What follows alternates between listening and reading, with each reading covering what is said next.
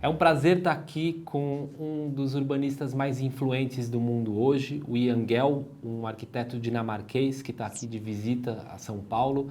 O Jan Gehl tem trabalhado há mais de 50 anos ajudando a transformar a lógica de várias cidades. Ele começou trabalhando na cidade natal dele, que é Copenhague, mas boa parte das grandes cidades do mundo seguiram a liderança de Copenhague. Hoje, talvez as ideias dele estejam entre as mais influentes para as novas gerações de urbanistas.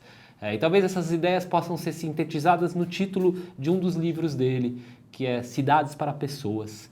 I was telling them that maybe your ideas could be synthesized in the title of one of your many books, which is Cities for People. What is it about that? Aren't all cities made for people? Aren't all cities for people? This particular book is actually a protest book against some dominating ideas of city planning or paradigms of city planning which have been very dominant in the second part of the 20th century.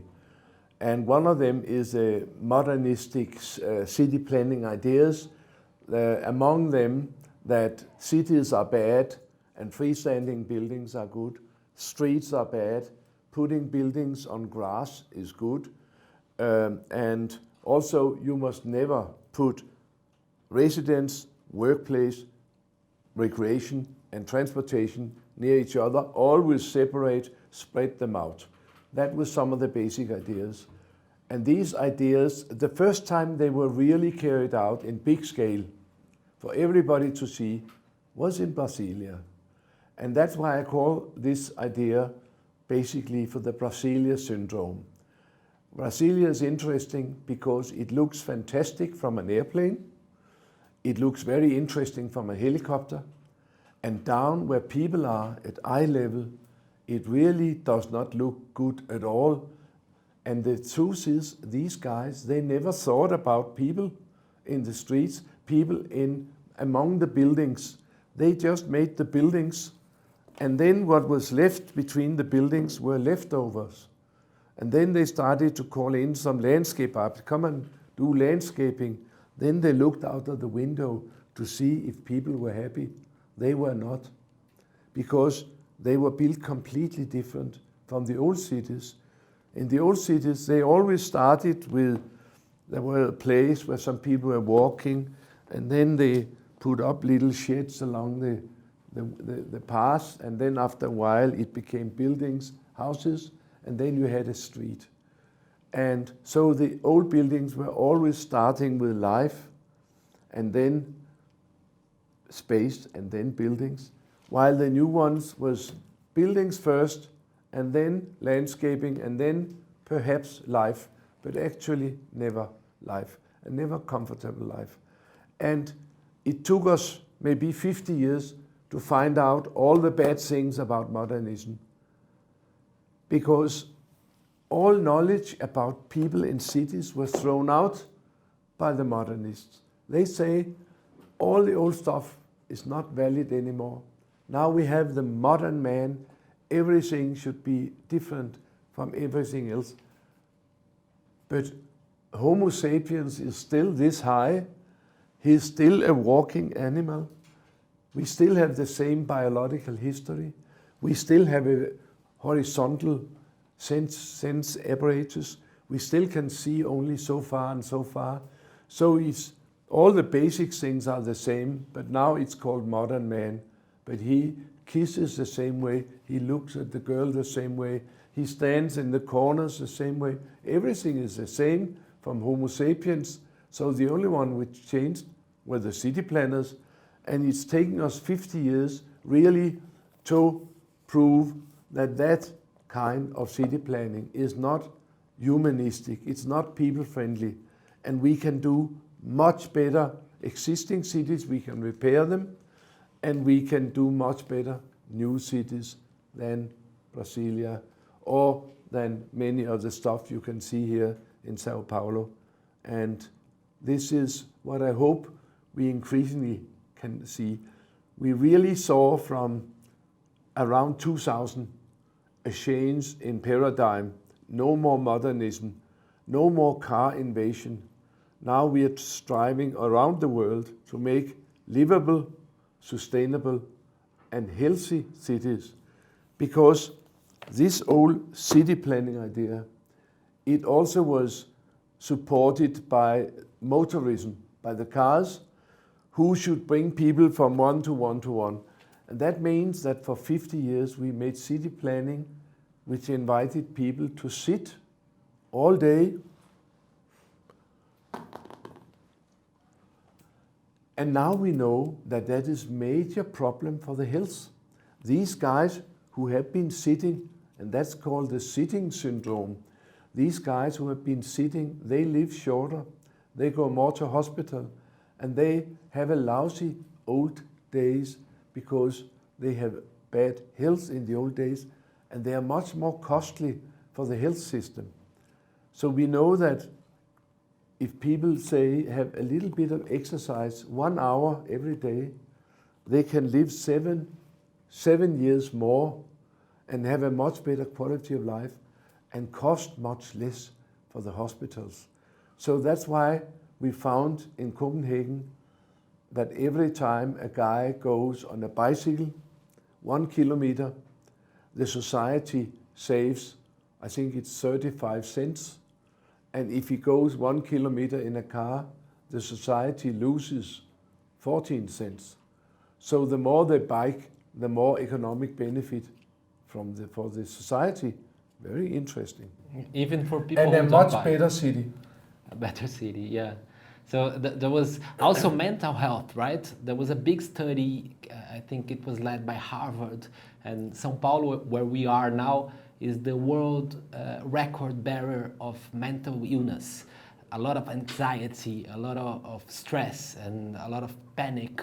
Do you think this has to do with the way the city was designed?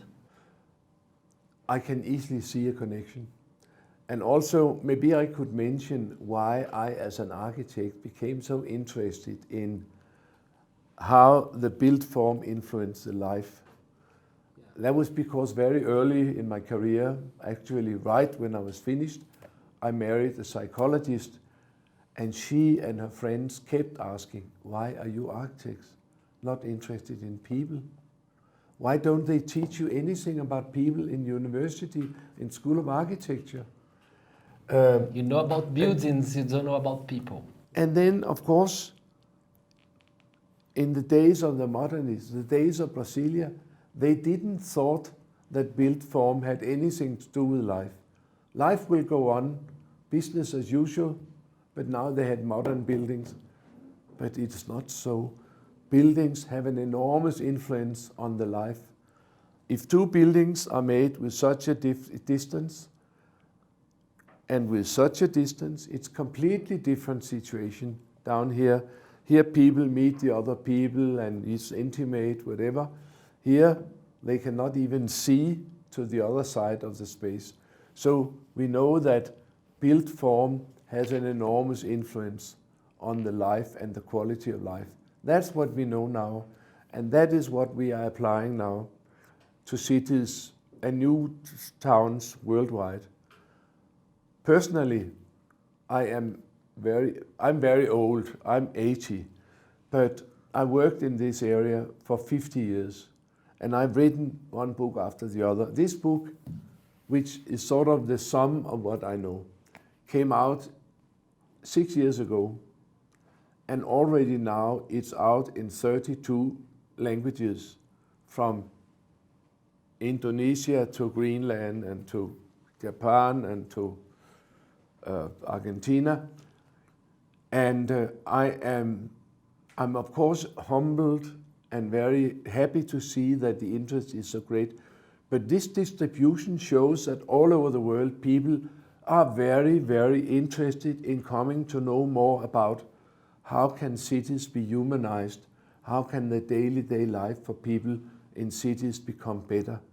And that is why this book so quickly has been distributed. And it's not only the books. Your firm have been has been hired by many of the biggest cities in the world, right? You've been working for New York, for London, for all big cities in Australia, and also for São Paulo too. Would you say that your ideas nowadays, you were talking about the paradigm, would you say that your ideas are more and more the new paradigm? Is it what new architects are studying at school? It's still a transition period, and still there are many old guard who believe that form is everything. But I believe that good architect is not about form, because that is sculpture. Good architect is the interaction of form and life. And only if the interaction works well, and that this form supports life in the area and in the building well, is it good architecture. So architecture is now a wider thing. It's not only form, it's form plus life. And now we have worked hard to bring the life into the equation so that architecture students learn it is a combination, my friend. This one will give you machines for living. This one will give you cities with a soul. You've been to Brazil quite a few times already, right? You've been here. Your firm has a big project in downtown São Paulo. You've been invited to talk a few times. I imagine that you had the opportunity to get to know some of our big cities. What are your impressions? Are Brazilian big cities made for people? I've been here specifically to study Curitiba, and in a previous book I wrote quite a bit about Curitiba and in a series of great cities around the world. I thought that what they've done in Curitiba is quite extraordinary. Also, I've been in Brasilia, and I wrote in this one why this is special, and I was not so happy there as I was in Curitiba. And then I had been in in Salvador and in Rio de Janeiro, and now in Sao Paulo. I think that some of the cities are quite interesting, and all the cities have nice and interesting areas, but generally the quality of the Brazilian cities are not as good as the quality of cities in, say, Sweden or something like that, because the market forces have been too strong here. The automobile industry have pushed cars into the cities, and the developers have gone on doing all these quick buildings without thinking so much about whether it would be a good city if you had more towers. Generally, it will not be a good city. You have to know why you're doing it. And what is most important in city planning, you have to know where you're going. So all the good cities I know of, they have a very specific plan. By 2020 we'll be here, by 2030 we'll be here, by 2040 we have no more fossil fuels, and by 2050 we are here.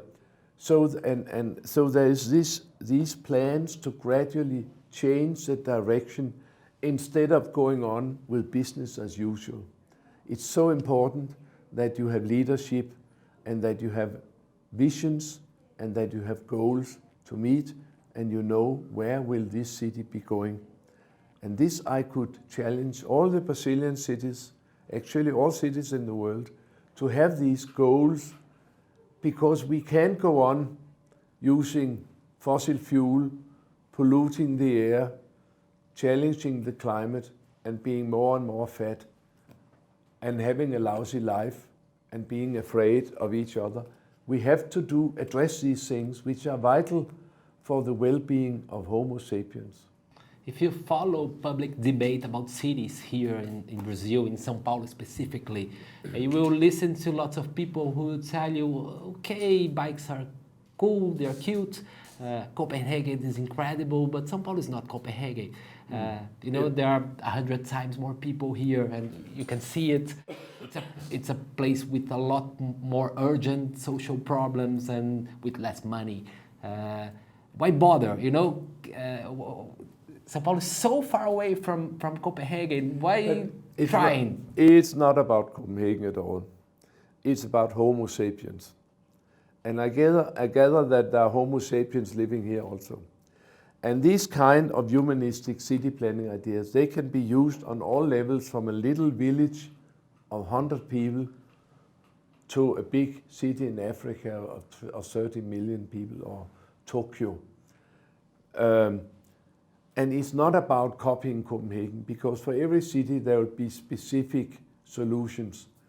The only thing we know is that the motor car is on its way out. Driving is going down in America and Australia. Public transportation is on its way up around the world. Bicycling also is on the way up around the world, because it is very smart to climate and to health. So there's a number of things changing, and we know that we have to find new ways of mobility, because the old idea of mobility of the motor car, that every individual have 4 rubber wheels and that will give you mobility, that is not true in cities. It's really a horrible mode of mobility in dense cities. It's technology which is far outdated, and we're just going on blindly. And I think that in just 25 or 20 years, we'll see rapid and drastic changes in the way we organize mobility in cities, because what we do now is not smart, and having more of that doesn't make us twice as happy, it makes us twice as unhappy. So we will see changes, and we'll be forced to see changes, because the climate are not waiting, and the health problem is not waiting for a solution. We have to address these.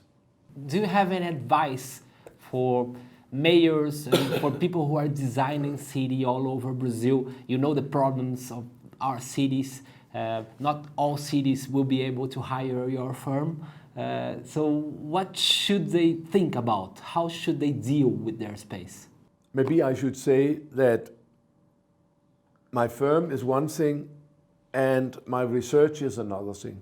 We talk about changing the way people think. And all my 6 books in all these 35 languages, they are all made to change the way we think. And then at some point, 15 years ago, so many mayors come and say, you can criticize, but can't you come and show? Then we made the company. And the company, they tried to put some of these ideas into real life.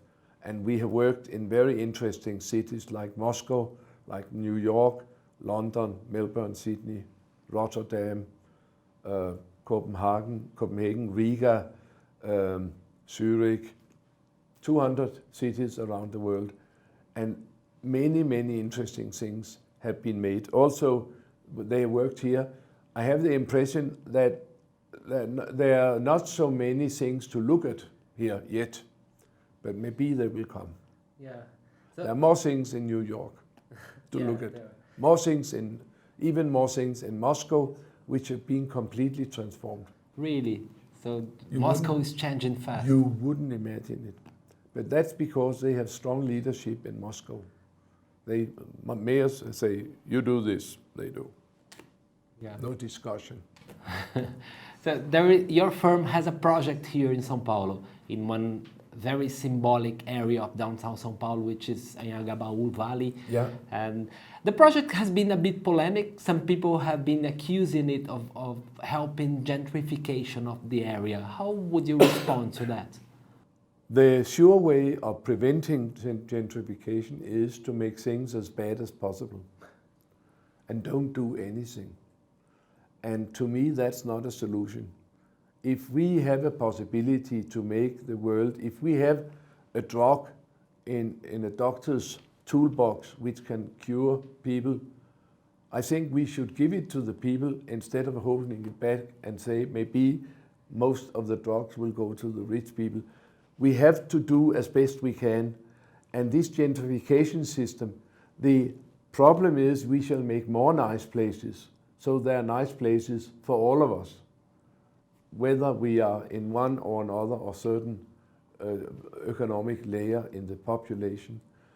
So gentrification is not a matter which the city planners shall solve. That has to be solved politically by making rules that there shall be mixed use, there shall be affordable residences in every district and things like that. It's not about making it as bad as possible. Never.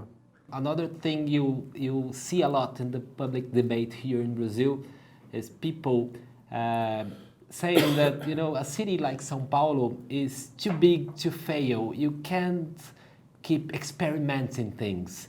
The city has to go on. You can't treat people as lab mice. You can't use experimentation. The city is the way it is. You have to let it function. How would you respond to that?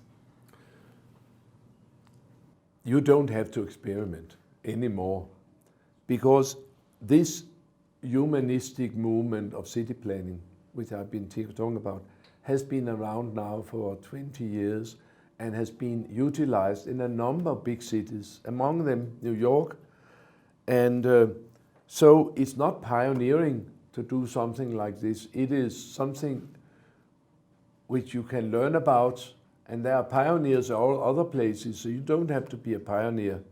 If you don't do anything, you're lacking behind. That's the problem. It was a big pleasure to talk to you. I wish I had more time. I don't, unfortunately. I wish I had more voice.